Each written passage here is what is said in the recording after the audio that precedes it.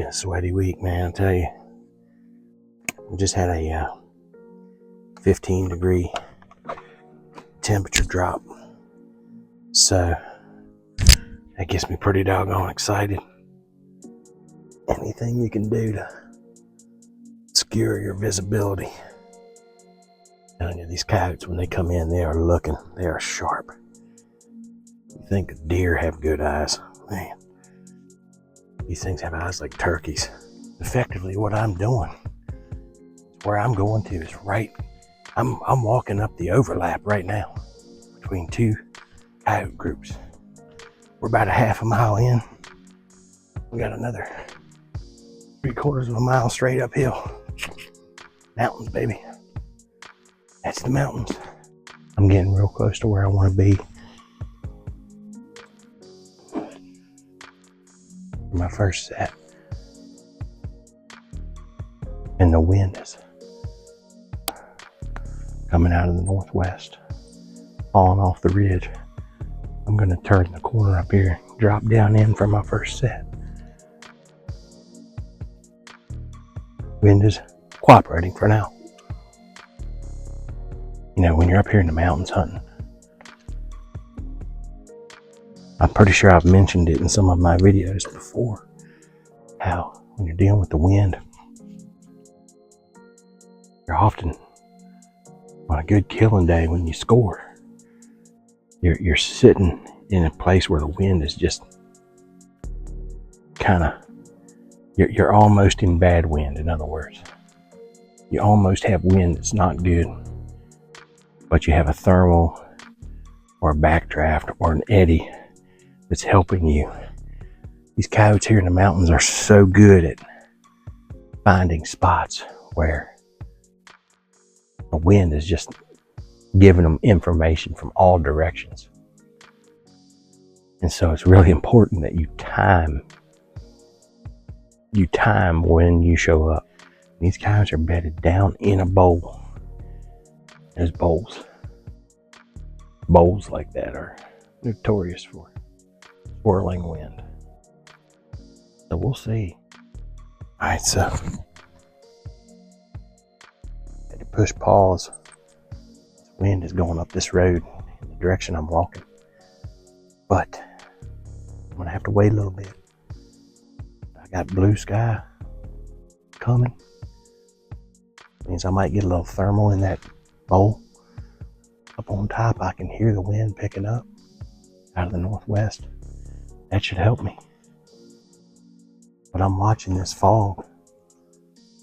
This fog down here is sucked out of this hollow. I'd like to see that fog down there kind of pause and quit moving so fast. This is what makes it all worthwhile. Being careful, being precise. It's going that way and falling, I don't mind it so much. If it's going that way and rising, it's going to turn that corner and go right up in where the coyotes are. Assuming they're there. Wind is headed that way. I'm going this way. If you look, that fog has stopped moving. Alright. See if they'll let me know where they're at.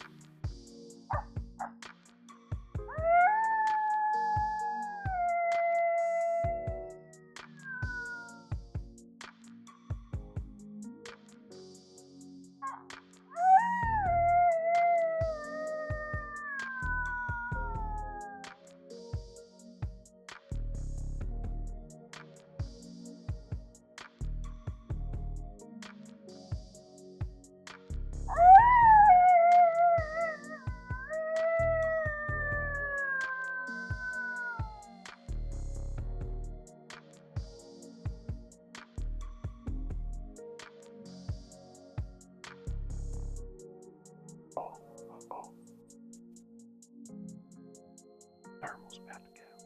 This thermal's trying to kick off. I need this thermal to get it rolling so I can get beyond where I think these coyotes are.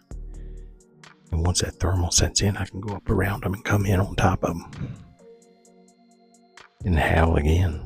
And sometimes, after you've howled multiple times on these pressured coyotes, they'll finally get pissed off. And they'll howl at you and let you know where they are. So that's kind of the plan right now.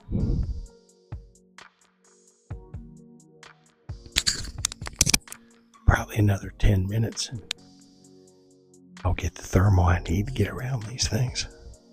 Thermal's kicked off, so I'm headed uphill. We're going to give another howl. If we can get them to give up their location.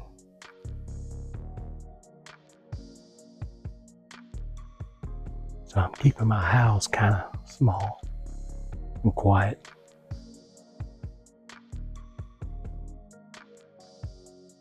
Just working my way through here.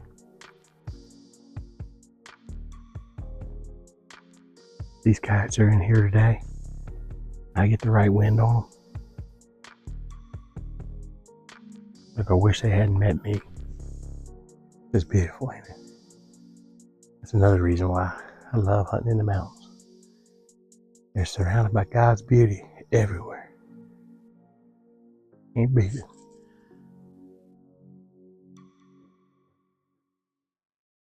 Golly, what I wouldn't give to have a coyote howl at me right now.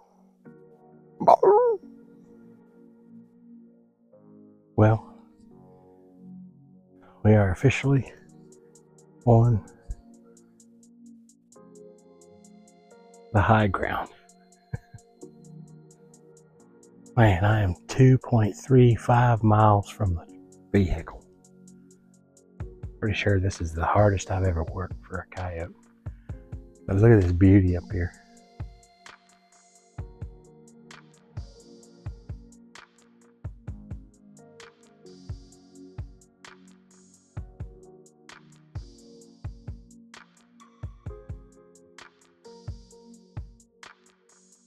Wind is going that way.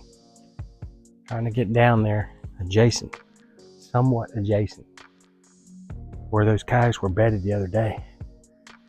And they have like a mountain runs this way. And there's a bunch of fingers that lay on the mountain down like this. Come down. One of them is straight down here. Goes out here a little ways, and there's a tiny little bench that begins to form right down here. And it's this 50 to 100 yard wide bench that goes all the way to the downhill for 1,200 yards to the road. And somewhere in that bench is where those coyotes were. On my first day this week, or actually it was my second day this week, I came in up through that burn towards them. And I did one set before the wind busted me. And I had to bug out to the top. And I forgot my call at my second location, which I didn't even call at because the wind busted me before I could call. But I left my call sitting there. So I couldn't bug out all the way up here. I had to backtrack, get my call, and just hike out. Kind of a waste of a day, but today we're back. We got a little better wind. We're gonna get down in here. It looks right. Let her rip. Wish me luck. Got it down, baby.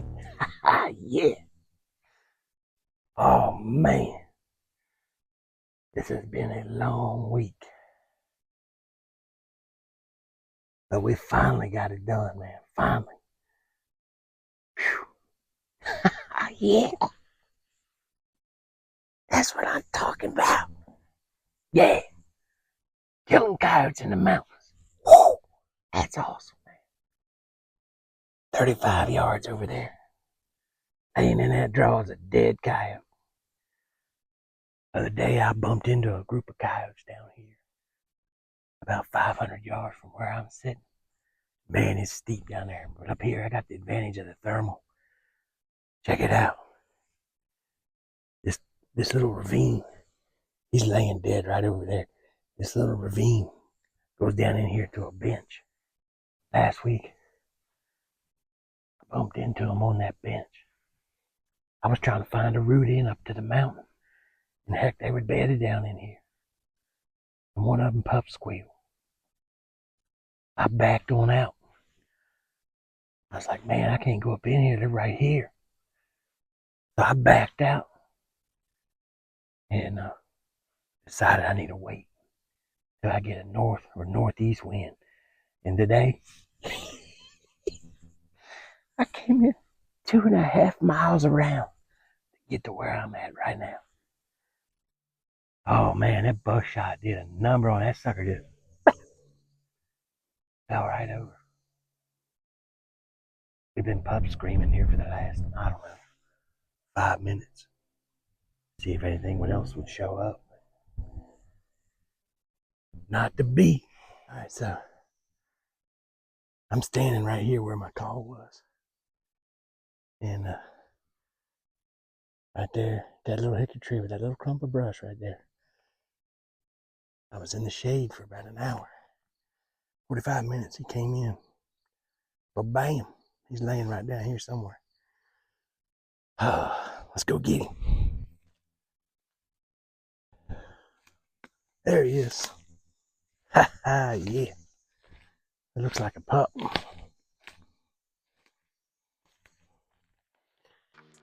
Yes, sir. Man, what a nerve-wracking week. Been fighting hot weather and coyotes that don't want to howl. I had one coyote this week answer me. Clearly they're still grouped up in family groups. And mom and dad aren't letting them howl, I guess.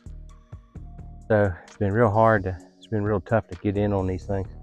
Figure out where they're at. They won't howl at you. So just basically been relying on preseason scouting. Put me in a spot where I know there's coyotes bedded. And that's what happened today. I got one bedding area on the other side of this hill. And I got another bedding area down in here about 500 yards from where I was calling today. I would have moved a little closer, but the wind wasn't right. I'm getting a northwest wind, which is that direction. And but I waited to get up here until the thermals started. So I was right there over there on that shoulder. And this right here is the draw where this coyote died. And he had circled this area and come up the hill, which kind of surprises me, and was working his way back into the thermal down through this draw. Draws, guys, I'm telling you. You got to be off to one side or the other. Whatever's going to help you wind-wise. The thermal's coming up, but it's actually rolling over that way, and that's kind of why I stayed there. Had to call directly downwind. Actually, the call was just over here about 20 yards, and I was up the ridge about 10, and he's about 35 yards away when the old Winchester Super X did its job. So, yeah, he's scroungy. He's a scroungy looking rascal. What a day. What a week it's been. But, hey, you can get it done in these mountains, but it's all about the wind. You gotta pause when you need to pause, and you gotta go when you need to go. And just keep that wind puffer handy. I got one here somewhere. You gotta live and die by this thing right here. That's how you get it done. One of the coyote scats that's down over the side of the mountain here that I found 2 weeks ago that was brand new, had nothing but deer hair in it. So I thought, all right, I know what I'm gonna use when I get in your area. I howled first, and then I did a fawn distress. And then a few minutes right behind that fawn distress, I did a pup distress and let that run for a bit. And then I shut up, and I didn't make a noise for probably 10 or 15 minutes. And then I decided, you know what, I'm gonna do another pup distress. So I did another pup distress, and then I just waited another 20 minutes, 30 minutes. And 45 minutes in, Here he comes. Whew. Praise the Lord, I waited as long as I did, because if I'd have been in any kind of hurry, I'd have got up and left. I'd have never known that a coyote had come in. So that's a lesson to myself and everybody else. Early season, when you can't get them fired up, you can't get them to bark, you can't get them to howl. But you got a good set, you got good wind, just wait them out. Appreciate you guys tuning in. Glad I got to share this with you all. Good luck this year. We'll be doing the weekend warrior stuff now that my week is up. But looking forward to that too. First kill with the Hellcat. So I'm excited about this call. It's lightweight. I did 5 days worth of calling before I charged it, and I really don't know if the battery was getting low or not. My controller is starting to tick down a little bit after 5 days. Now it's not running all day long, but doing 6-8 sets a day for 5 days, it's 40 sets.